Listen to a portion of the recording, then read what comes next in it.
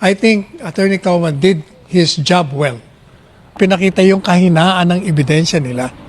No, kaya nabuking sila. Kumusta mga kababayan? Welcome to Nob's Vlog. Confirmation of charges hearing kahapon doon sa ICC The Hague, Netherlands. Napanood ba ninyo? Na ang hearing na ito ay nasa panig ng depensa ang pagkakataon para sumagot sa mga charges ng isinampang kaso ng nasa panig ng prosecution. Eto, ano sa analyze ninyo ang naging resulta? Medyo mahaba kasi yung naging yung hearing. So may laban ba si FPRRD? Batay sa depensa ni Attorney Nicholas Kaufman. Okay, ito mga kaps, mga kababayan.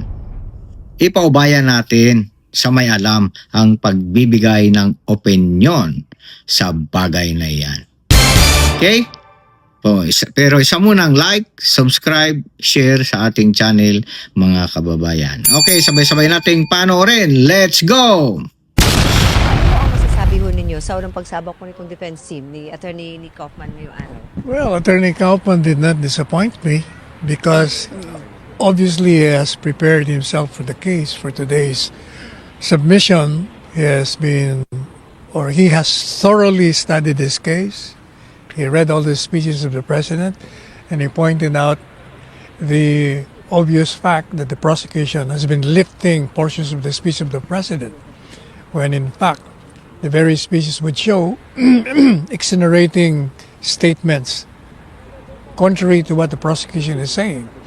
He also read all the pertinent documents cited by the prosecution and pointed to the fact that the very documents presented by the prosecutions are the very documents that will exonerate the president. So anong pinaka-striking doon if there's any po sa mga striking doon sa mga if there's any po sa presentation kanina ni Attorney Kaufman? Yun nga, yung unang-una yung mga speeches na sinasama lang nila yung mga kill. Yung pala doon sa at the end of the speeches of the president, palagi sinasabi niya, if your lives are in danger, then you can kill under the principle of self-defense. You have to follow the rules of the law. Lahat ng mga speeches na gano'n matagal ko na nga sinasabi yun doon pa.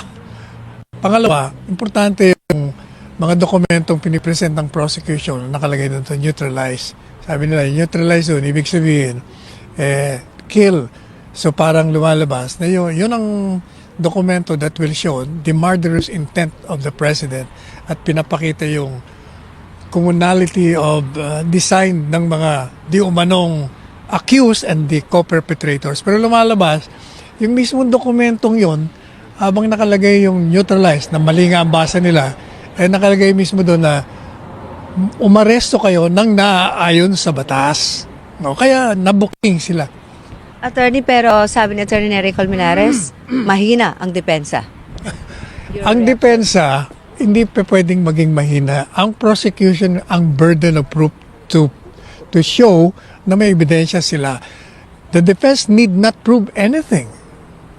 Ang ginawa nga ng defense kanina, tinalakay niya lang yung mga ebidensya nila, pinakita yung kahinaan ng ebidensya nila. But Attorney Kaufman, according to Attorney Nery, failed to debunk yung mga niraise po ng prosecution in the earlier part of the hearing po. Alam nga naman sabihin ng abogadong yun na maganda yung presentasyon ni Attorney Kaufman. Natula lang yun. Alam mo, as I was telling one foreign journalist, kasi he was saying na yung mga sinasabi ni Attorney Kaufman, narinig niya na sa akin yun noon pa. Kasi mga komentaryo ko, pareho lang kami. Sabi ko, alam po ninyo, if you're an objective lawyer, you will be saying the same things that he has been saying in his submission and that I've been saying in my commentaries. But if you are a biased lawyer, you will be parroting the prosecution's line. Kailangan ka maging objective ka. Si Ivan, good evening from the Philippines. Nabanggit nyo nga ho, may observation din yung nakausap yung foreign journalist that what Attorney Kaufman has been saying. You have also said previously, especially when you were presidential spokesperson, ang itatanong ko, I was going to ask, meron ho ba kayo naging input sa mga naging arguments ni Attorney Kaufman?